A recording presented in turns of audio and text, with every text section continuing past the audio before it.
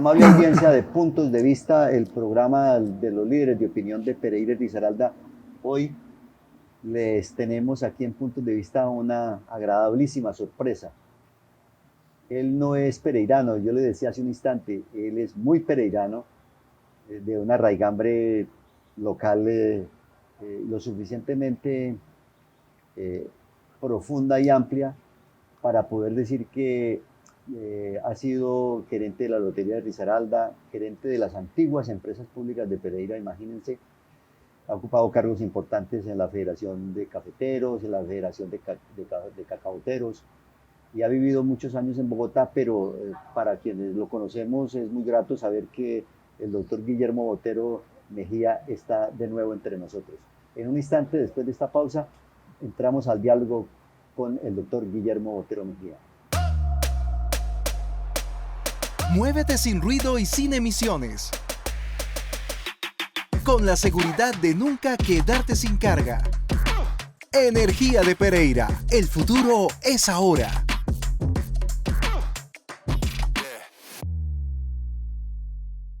Guillermo Botero Mejía estudió en Londres, en Inglaterra, perdón.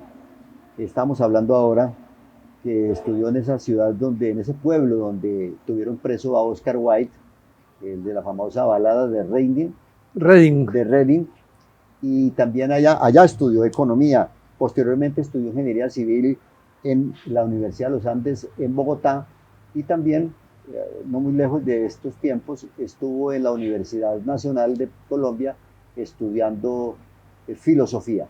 Ahí está pues la trayectoria académica del doctor Guillermo Botero Mejía. Quisiera decir que también fue representante a la Cámara, de lo cual hablaremos en su momento aquí en este programa, pero queremos ante todo en este instante agradecer, doctor Guillermo, que nos haya aceptado esta invitación a hablar en el programa Puntos de Vista. Gracias, Luis. Muy complacido con esta invitación. Quiero pedir perdón, ofrecerle disculpas a la audiencia porque estaba un poco afónico. Sí. Desde hace algunos días he tenido un poco de quebrantos de salud por un virus generalizado que está regado por todo, ya creo que por todo Colombia. ¿Usted regresó a Pereira a quedarse en Pereira ya definitivamente, Sí, o está ya, yendo y viniendo? Luis, hay que reconocer, yo ya estoy en la etapa, en ese final del camino de la vida, y me parece que el sitio para terminar ideal es Pereira. Pereira es una ciudad que lo tiene todo, como lo hablábamos hace un poco, lo tiene todo, es una ciudad muy amable, pero lo más importante de Pereira es su gente, porque aquí todo el mundo es amable, todo el mundo es cariñoso, todo el mundo te recibe con amor y con sinceridad sobre todo, cosa que no pasa en otras ciudades de Colombia. Eso no se ha perdido, esa pereiranidad, ¿cierto? Eso es la pereiranidad, esa es la palabra correcta, que está ligada a lo que anteriormente llamábamos el civismo. Y ¿qué es el civismo? Para mí sí. es ese sentimiento que tenemos los pereiranos de que todos somos iguales, de que no hay diferencias sociales. Cuando yo estaba pequeño, estudié en un colegio, el Colegio La Salle, todos los compañeros éramos iguales, no había diferencias de clases, ni sociales, ni económicas. Y eso era muy lindo porque se generaba una confraternidad que desafortunadamente con esta vida posmoderna que estamos viviendo, sí.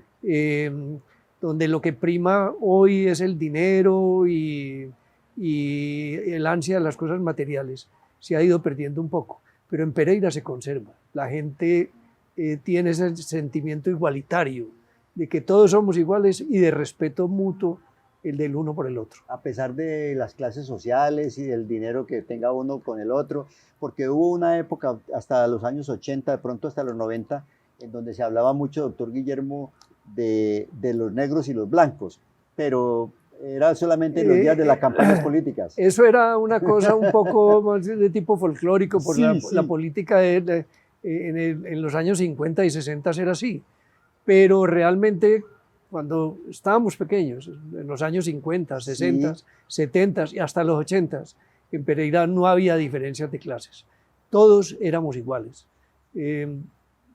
Yo pienso que hoy todavía eso se conserva, aunque ya no tanto, porque el afán por el dinero ha hecho que la gente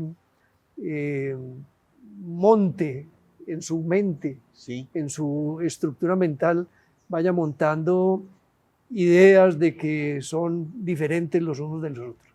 ¿Filosóficamente lo ve usted así? Socialmente, lo veo así. Socialmente. Socialmente.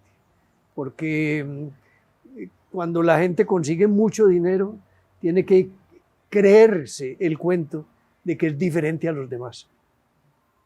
Como usted lo dice, tiene que creérselo. Se lo tiene que creer, Sí. por obligación. Se lo inventa.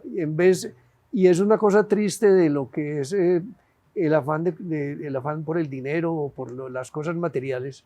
Y es que en la medida en que la gente tiene más éxito económico, Ajá. debería ser más humilde, pero no es así. La gente de la época que usted conoció cuando era chico era al contrario. Al contrario, entre más rico, más humilde. Mi papá decía que había mucho rico que andaba ¿cómo llamaban los zapatos? No eran zapatos, sino en cotizas. En alpargatas. En alpargatas y en Claro, cotizas, que exacto. usaban la cotiza. Así es, así es. Y había uno que otro rico que inclusive andaba descalzo. Porque en una época, eso no lo saben los muchachos de hoy en día, les parece increíble que el que esté viendo este programa, pero había gente que andaba descalza. Así es. Bueno, hay que recordar que, digamos, en 1950, ¿Sí? el 50% de la gente en Pereira andaba a pie limpio. Eso es. ¿Sí? Pero muchos andaban a pie limpio porque se sentían incómodos con zapatos. Bueno, doctor Guillermo, entrando en la era moderna, que nos ha dado la vida esta satisfacción, el poder ver lo que tenemos de una ciudad que está adquiriendo un auge vertiginoso en materia de desarrollo urbano, pero también al mismo tiempo una ciudad escindida, una ciudad partida, ¿cierto?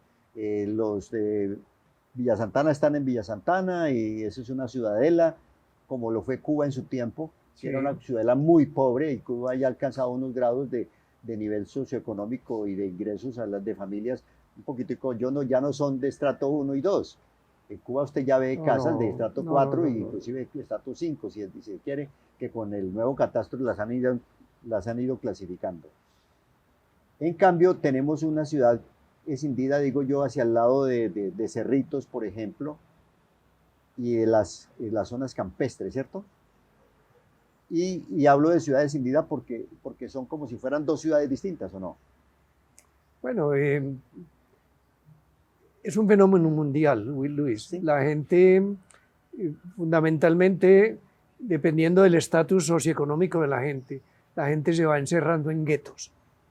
Y eso es lo que vivimos hoy, digamos, en los barrios de estrato alto. Son guetos donde la gente vive ahí y donde la gente no tiene ningún tipo de contacto con el mundo exterior.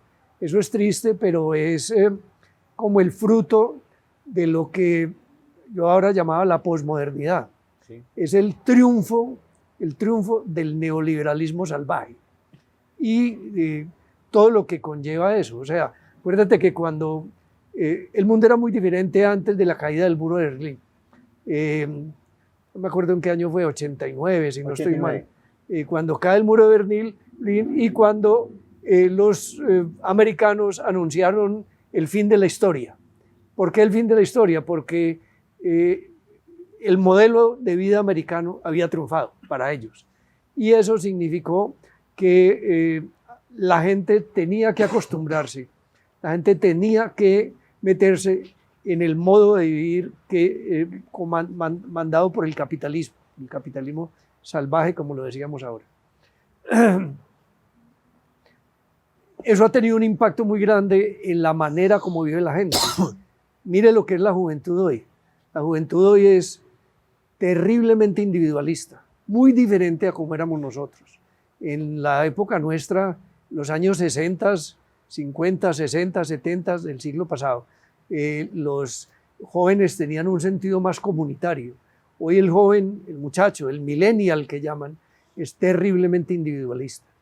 Y eso tiene unas implicaciones para la forma de vivir, porque lo que hace es que la gente, cada cual está más preocupado por sus propios intereses y muy totalmente despreocupada de las cosas que le pasan a los demás.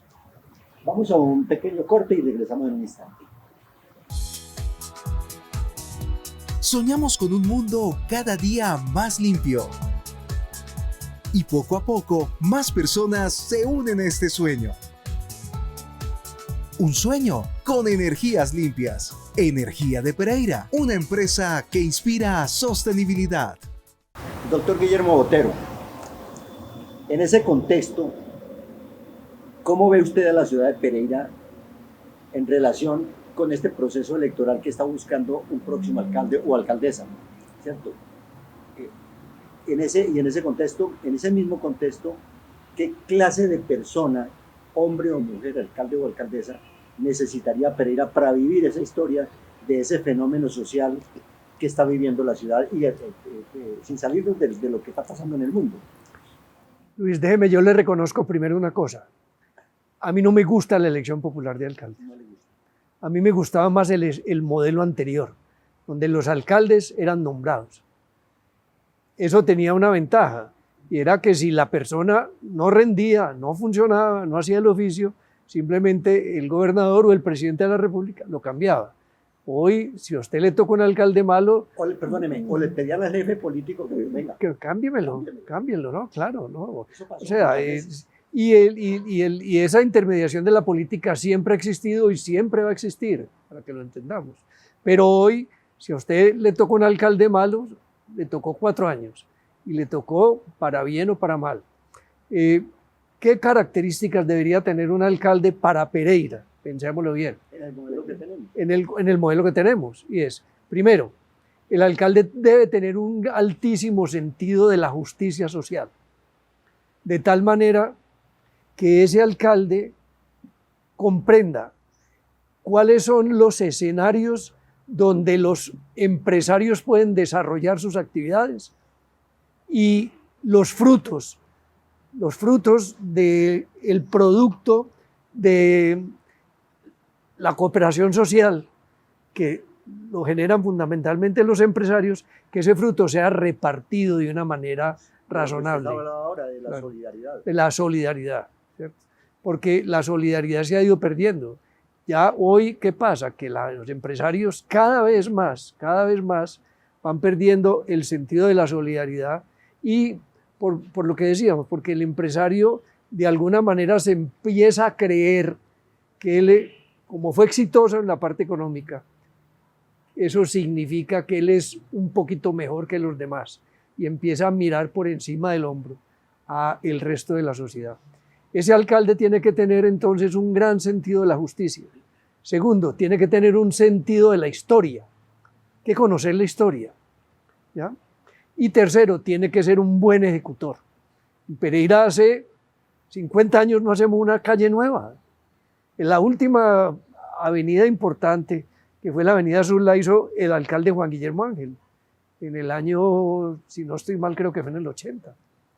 Entonces, ese alcalde tiene que ser un buen ejecutor.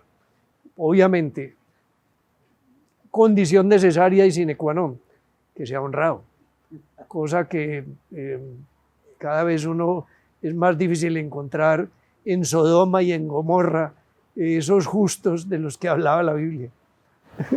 Es que es muy complicado porque la gran lucha de la sociedad moderna es contra la corrupción y los políticos se han encargado de generar desconfianza y de deteriorar las instituciones en todos los niveles, ¿cierto? En todos los niveles, estoy de acuerdo. Inclusive en el sector privado.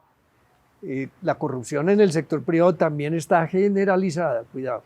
La corrupción es digamos que uno de los males de todas las sociedades en todo el mundo. Tenga el modelo económico y tenga el modelo político que tenga, la corrupción es un mal de la sociedad. Como solía decir el doctor Guillermo Botero, Sor Juana Inés de la Cruz, ¿quién peca más? ¿El que paga por pecar o el que peca por la paga? El que peca por la paga o el que paga por pecar. ¿Quién peca más?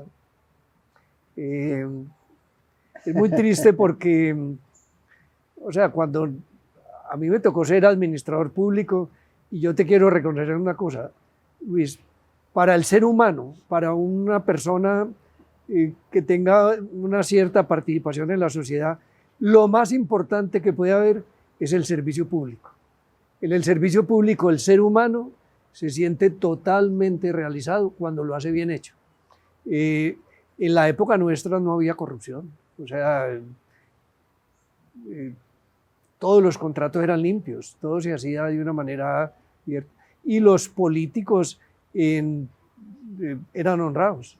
Yo te quiero decir una cosa, por ejemplo, yo pongo la mano en el fuego por un hombre que todavía le está haciendo falta que le hagan un homenaje, que se llama Camilo Mejía Duque.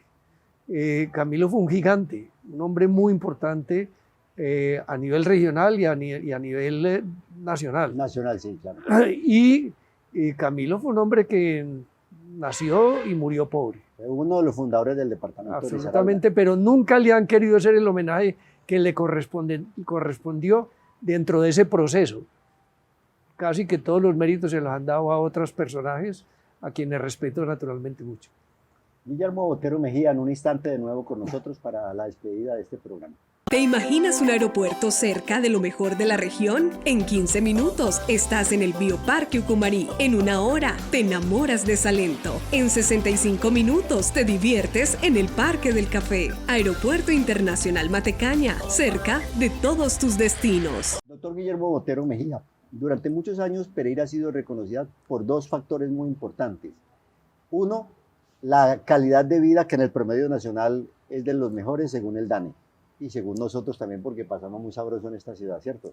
Sí, esta es una ciudad extraordinaria claro. Para vivir.